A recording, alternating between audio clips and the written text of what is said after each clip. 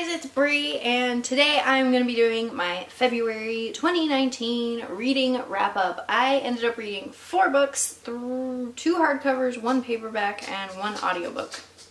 Alrighty, and I'm going to have my phone out so I can see what ratings I gave them right as I finished them. So, the first book I finished was one of my most anticipated books of 2019. I was so excited to read it. I was pumped.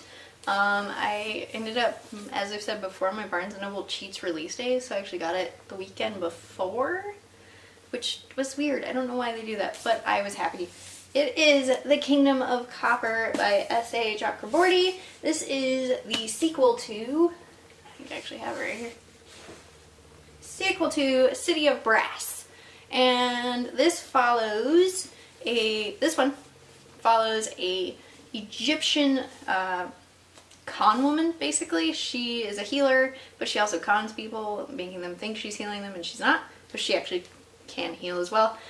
She accidentally calls a djinn, I think they're called djinn, no, deva. Deva is a djinn. It's a fire genie, basically, and he ends up being a protector, and she finds out that she has magic and power, and ends up going to the City of Brass, which is Davabad, is that how you pronounce it? And a whole bunch of stuff happens in that book, like, whoa. And this one I was expecting to pick up right after because they were such dramatic events and we had so much to cover. This one starts 5 years later. 5 years.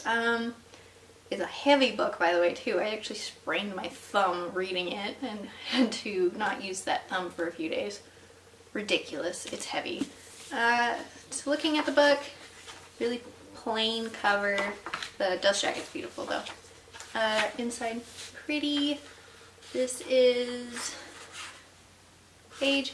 I am so torn on how to rate this one. So I know a lot of people were incredibly disappointed because it is super slow. Nothing super important happens for most of it. It is over 600 pages and it's probably the last 100 that actually have anything exciting happening. And the other part I had trouble with was Nari is great. She's ambitious, she's funny, she takes care of herself. She's kind of an idiot sometimes and gets herself into trouble in this book, but she's lovable and you really enjoy the fire that she has to her character, and she's discovering this whole world and you discover it with her. 5 years later, I'm trying to not spoil it, but she becomes very submissive, a little bit whiny maybe, kind of complacent. There isn't that spark that I really loved in the first book. She's almost disappointing in this one because she's just kind of settled into life and accepted all the things that she would never have accepted before just because. And with what she faced as a real person, I think that's actually almost realistic that might happen, but in terms of a book that you read for entertainment, boring. So for character development, I get it, I kind of get it, but otherwise, whoa, I was bored.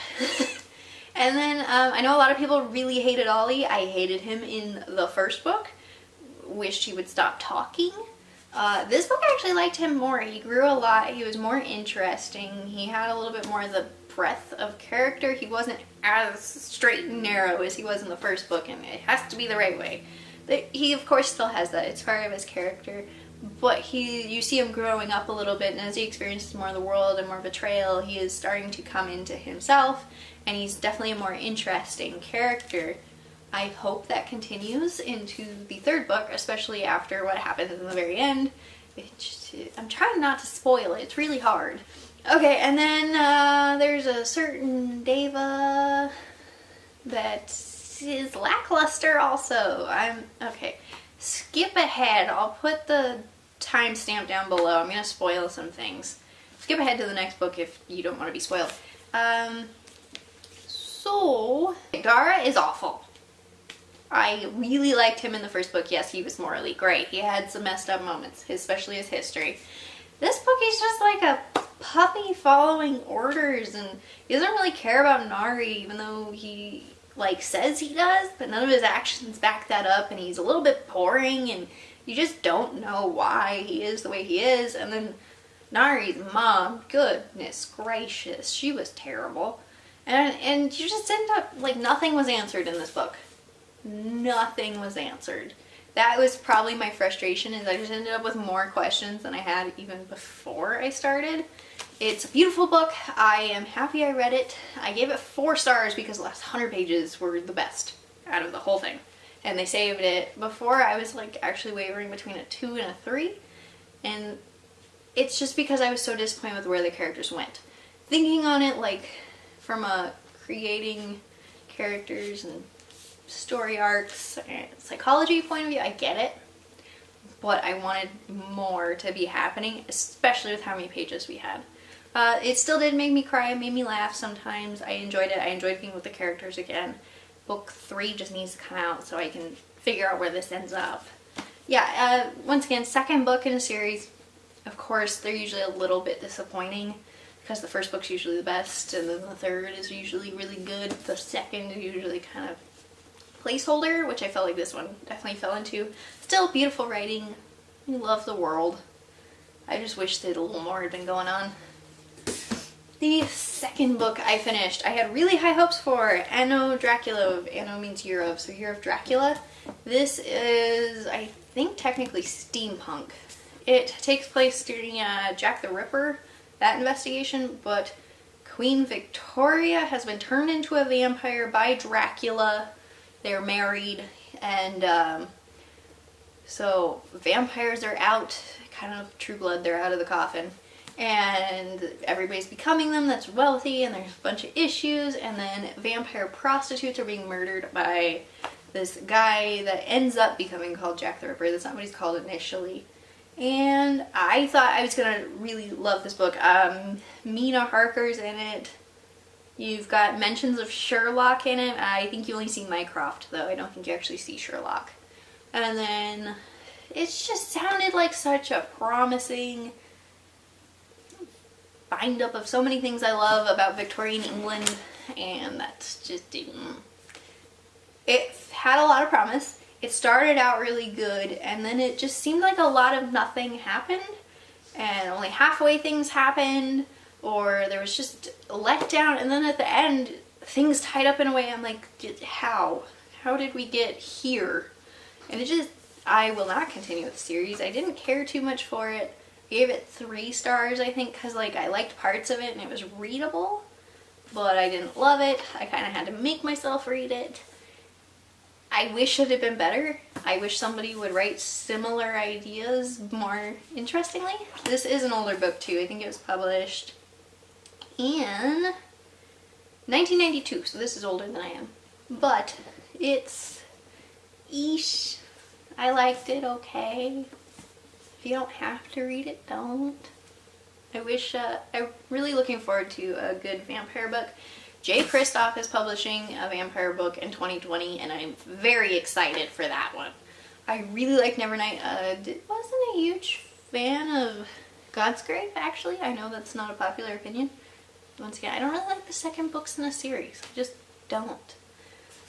But I'm very excited for his vampire book coming out next year. It's supposed to have illustrations from the person he's always posting the fan art from Nevernight. It looks amazing. I'm excited.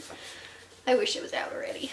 Okay, the third book I read is Foundryside by Robert Jackson Bennett. If you watched my February TBR, you'll know I was kind of unsure originally because this is blurbed by Brandon Sanderson, and a bunch of people were comparing it to Brandon Sanderson. I don't like Brandon Sanderson. I don't know why. I have tried. I've read Warbreaker. I've tried reading The Way of Kings. I've read a couple of his short stories. I've tried reading Mistborn. I can't connect, and I don't know what it is. But, so that made me leery picking this one up, but the cover looked really interesting, and I just needed to know. So I picked it up, and right away I knew I'd made a good decision. The writing is so easy to fall into, the pacing is really up there, there's a bunch of humor in the writing that kind of makes you chuckle even if like it's gory and gross what's happening. And somebody commented on one of my other videos that the whole magic system is kind of like computer programming, which I hadn't thought of at all until I finished, and I'm like, yeah, that's actually really accurate.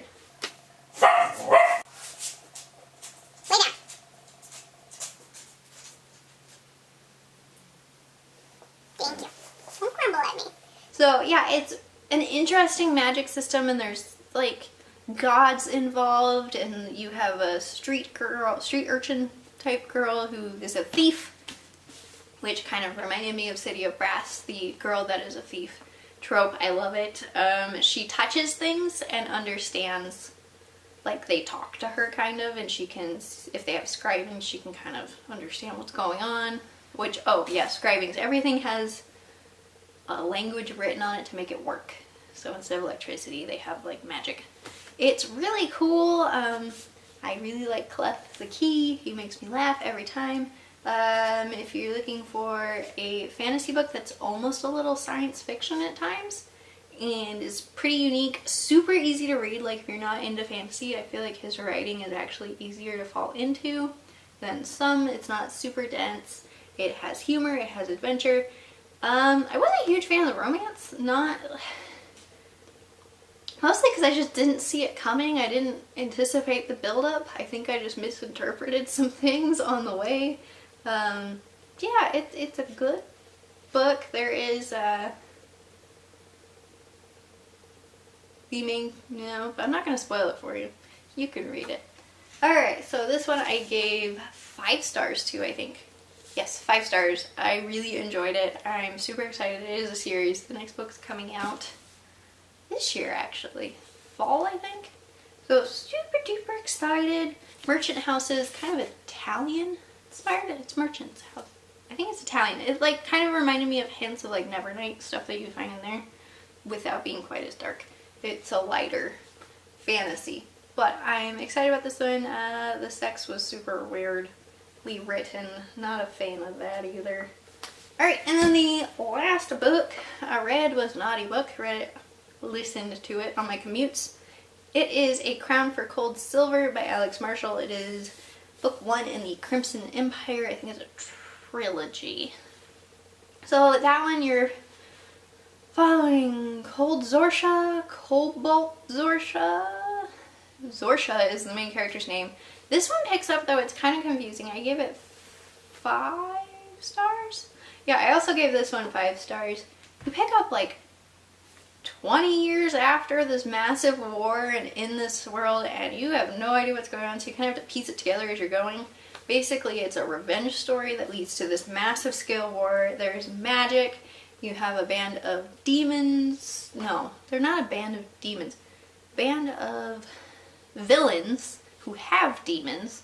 And the demon thing, it's kind of like an animal that's connected to you, and if you can release it with a wish, but you don't really know how the wish is going to turn out.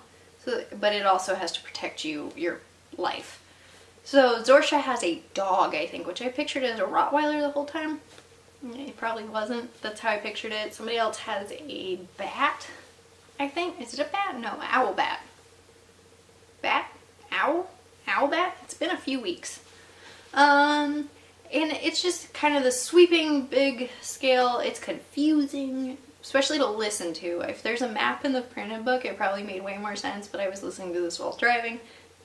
Definitely got confused a few times. That being said, this book is hilarious. The politics are super well developed, actually, and interesting. I hope in the next book they dive a little further into it and explain like the structure a little bit more. But it definitely sounds interesting for now. The characters are all have crazy backstories, and the more you learn about them, the more you understand them, and they're pretty fleshed out. They have very distinct personalities, which I really enjoyed. And then the humor is hilarious. It's crude, it's crass. If you're sensitive to cursing or sexual content, don't read this one. Just don't. But it is very funny, and it's constant, and it breaks it up, and there's bloodshed, and it's one of those books where like you don't know who's gonna die. One of them made me cry. I will admit I cried while driving. That was probably bad. But it's a fun adventure book. I'm going to link Pira Ford's review down below. She explains it better. But it is, I really enjoyed it. I will probably read the next book, not right away because it was heavy and it took a lot of focus to read it consistently, but I enjoyed it.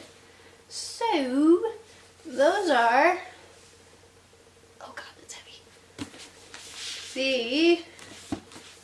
This is 3 of them. 4 books I read in February. I overall enjoyed all of them.